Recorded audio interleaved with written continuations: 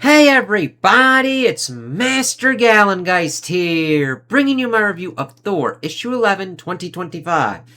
Ooh, and that fits with what goes on in here, Sigurd versus Dario. Now, when I first got this, I had an issue with it.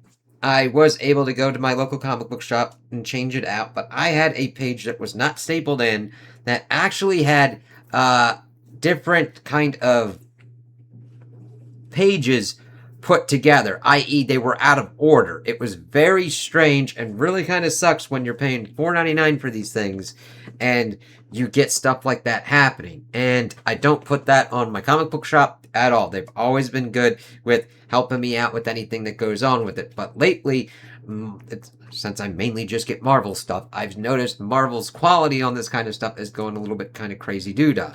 Whereas before, I would have years of just good comics. But now for some reason, weird shit's going on of loose pages, crazy stapling, and like pages coming out. It makes you be like, hey, maybe I should just do digital or whatnot, or go with like some other kind of thing, because I like the physical stuff, but I kind of had to shift to PC where it was just digital because the console shit was just getting kind of crazy and out of hand. And it's just like, yeah, you get the disc, but if you still have to download it from someplace, that doesn't mean that you really have it. I mean, back in the olden times, the game was on that kind of medium, so even if their like server went down or whatnot, you still had that. This, it's like, it's fucked up. And if they're like a run is fucked up, like what was kind of going on with the Avengers milestone issue, you're screwed. And it's just like, why the fuck are you doing that? So I'm definitely going to be thinking about that, because I've got no problem with the quality of the art in most instances or the writing or anything. It's like the physical fucking quality of the thing, and it's like, what the fuck, man? And I like supporting my local comic book shop. They're fucking awesome. But it's just, they've got no control over that. I get that. It's not like, they're not the ones definitely that are like fucking the shit up and just like, they're not. They don't do that. In most cases, they don't do that. You wouldn't be a local comic book shop very long if you fucking did that, unless you're catering to some really strange-ass clientele. So let's get into this. I saw fire consume the rich man's property, and death stood without his door. From the high ones lay the elder Edis of Saemund Sigfusson. The office of Roxxon CEO Dario Auger, aka the Minotaur, $80,000. It's like, okay. And the art actually works out pretty well here. I'm a little bit hit or miss on Sayaz, but he works pretty well here. What? That's how much it's worth to me if you walk away. I'd pay more than that to remove you by other means, but that hasn't been working, has it? So, $80,000 for me, Dario Auger, to you, Sigurd Jarlson. Half now, half in, let's say, a year. If you stop causing trouble, you don't even have to leave town. All I ask is that I not see your face or hear your name after today. That sounds reasonable, doesn't it? So he's like ripping off his fucking shirt. Tax-free too. I know how to take care of the IRS. $40,000 today, another $40,000 next year. That's a life-changing financial cushion for most people, including you. Pocket change for me. It's the easiest way, Mr. Jarlson. It'll save so much. Further unpleasantness. So, will you take a check, or would you rather have cash? ... And next time? There is no next time. That's what I'm buying. I'm sorry, my American is not so good. I'm not saying it well. If I accept this deal, there's no next time with me. I know that. But there is a next time. Someone will speak as I spoke, and because you speak, you will bring your power against them.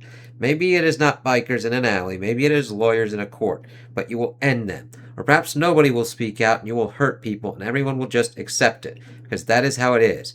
So why do you care? Some hypothetical person, someone you've never even met, who you will never meet. Why would you care, Sigurd Jarlson? It's like, fuck you, asshole. You don't fucking get it. Because what am I if I do not? I'm like, yeah. Then, of course, he destroys his own desk. A living Sigurd Jarlson, that's what. That said, I'll be honest with you, Sigurd. If you had taken the money, the second you turned your back, I would have crushed your skull. Pulped it in my bare hand. As he's going after him. If, on the other hand, you'd asked me if I honestly thought you were that stupid, I'd have respect for you.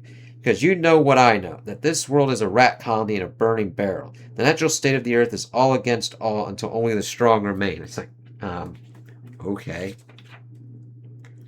And that is how it is. Of course, dodging his stomps and shit like that. But then smacking him with his hammer. A sledgehammer? What's that supposed to do? Hurt my feelings? Oof, as we see Sigurd getting kicked and tossed. Get up. I didn't kick you that hard. I said, up.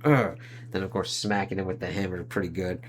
Better. You're trying at least, but you really don't understand what you're dealing with, do you? It's like, look at me, you little ant. I fought Beta Ray Bill and lived. I've taken on the Hulk. You're a construction worker. What are you thinking? Tossing him against the glass and smashing into it. Careful. Might be a broken rib there. Take your time, Jarlson. Catch your breath. I'll let you know if I start to get bored. What are you? When I was 9 years old, I sold my soul to something older than a god, and I became great. You became a monster. You say that as if it matters. But let's talk about monsters. That run-in with the Hulk I mentioned. Seeking a weapon against him, I turned an even more monstrous creature, Zemnu, the Titan. I fed anyone I thought was disposable to Zemnu's maw, assuming that would control him, that I was immune. But of course we see that kind of going a little bit wonky-doo-dah. We all make mistakes. Eventually he turned on me, and I was devoured. Devoured and distorted. It's like, yeah, you'll see that's a little bit even worse as we see that kind of going on. So this is kind of interesting to get a walkthrough for him. I needed extensive surgery just to function. Most of the flesh had been removed from my skull so that I could breathe properly. One of the richest and most powerful men alive, reduced to a skull-faced horror through his own hubris. And not for the first time, nobody really cared. Nobody who mattered. The usual cranks threw their tantrums, bloggers, podcasters, personalities. But the legitimate press alluded to the matter delicately, if at all. Coverage was thoughtful, even-handed, sympathetic. The business of Roxanne barely stumbled, of course. It's like, fuck you, asshole. So clearly the world tolerates monsters much more than it will tolerate the little people. If I fall from grace, the world will always catch me. Can you say the same? Well, can you, little man? As, of course, we see the lightning going on. It's like, yeah. Krakoon. Rock. Judgment. Aye, 3 judgments I foresee. For the first, to act as my son is to defeat his chosen foes. Those who would be gods of Midgard. The snake shrouded in tricks. The berserker armored in rage. Of course, Cobra Dude. Hyde. The man of fire who cannot be fought. Radioactive Man. The man of stone who cannot be touched. Grey Gargoyle. And the last and worst of them all, Kimur's emissary, the man who would be king. Beat him, Jarlson. Beat him and you may be worth something. It's like, interesting. Zooming in on Odin. Now, this one, no loose pages at the moment. Stapling's okay. You're worthless, Jarlson. Monetarily, I mean. The only form of worth the world knows. If a thing cannot be bought or sold, the world simply does not register it as important. If a thing does not generate money, it must be done away with in things of favor that do. Which is fucking stupid. Most people fall into this category. Humanity itself falls into this category. Human survival is not profitable, and so the world is ending because, boop. Sorry, were you giving me a speech? This is just nuts. I love it. He's like, you can't hurt me with that thing. I was explaining to you how the world works. How people like me own people like, boop. I love this as it's going through, and I love that it's traditional panel layout of just like 9 of it going on. Your entire world, Jarlson. Your world is governed by money and, boop. A little decorum, please. Stop that. Boop. I said stop it. Show some respect. What's the matter? Am I hurting your feelings? It's like, shit. You get sassy, motherfucker. If all I ever can do is tweak your nose, you need your nose tweaked. I hear your speeches. I will die. The world will die. You also go on and on, as if you do not already go on and on. But what I really hear, as we see him throwing his hammer onto the desk, it's like, what's going on here? As the speeches are all you have. The cruelty is all you have. There's no joy in you. The money, what you did for it, what it did to you, it burned that bulb out long ago. Du son en trist little man. It's like, calling him pretty much a sad little man. I can speak your language, you know, and I've torn subordinates to pieces for less. Tear me to pieces, then. Will that make me wrong? As he starts going for him. It's like, shit. As we see him pull the cable taunt that he's got. Die! Pulling it and just tripping his ass. And you're thinking, how the fuck can somebody defeat a fucking dude like this? It's like, it takes a while, but smartly. Split second before Augur saw it all. I was like, okie dokie. But it was too late. He was moving too fast. He had too much weight, too much momentum. The security glass will stop me, he thought, as he went through it. Whose fault was that? Whose fault was this? Not his. Someone had made a mistake somewhere. Someone had failed him. Blake, perhaps. Or those idiot bikers. Or Jarlson for not simply dying. Didn't he know? Didn't he know how things worked? It doesn't matter, Augur thought, as the wind whistled past him. It never did. It never would. Dario Augur smiled, serene in his godhood. So we see him falling, and waited for the world to catch him. And we see him smashed on the pavement, his horn broken. Messy work, but such work is needed. The mortal has faced my son's foes and triumphed. I see hope for your magic yet, Loki, but we must be sure. Judgment. Aye, the second judgment, the shadow self. And that's where, of course, where we get Blake popping up. Nada vant jeg. Have na. What now? The company did not fall through a window, and there will be another in this room. Very true, soon enough. I did not mean now. My apologies. I didn't realize Mr. Augur left so early, but I see he took the express elevator. Still, I was informed that now would be a good time for a performance review. So let's review your performance. Let's review your life, Sigurd Jarlson, as we see Blake popping in, and this creepy-ass look here, and see which of us deserves it more. So, ooh. Room at the top. And of course, post-mortem.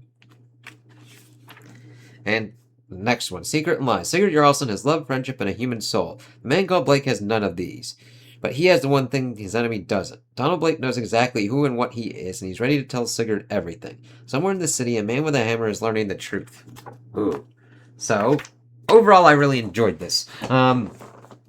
Saez's art does a really good job of the physicality of what's going on here, of Dario just telling him how the world works, and Sigurd being like, eat my ass, motherfucker. I don't want your money. You're gonna do this again.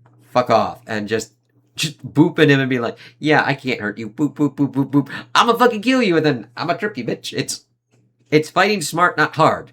Like, yeah, it's nice to see it in kind of like the usual kind of comic book fare, shonen kind of anime, where a motherfucker is able to dig deep and get the strength to just crack a motherfucker down.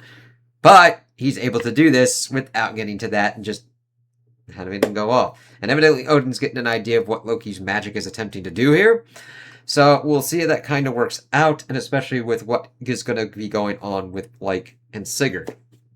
So those are my opinions on the issue. Tell me what you guys think in the comments below.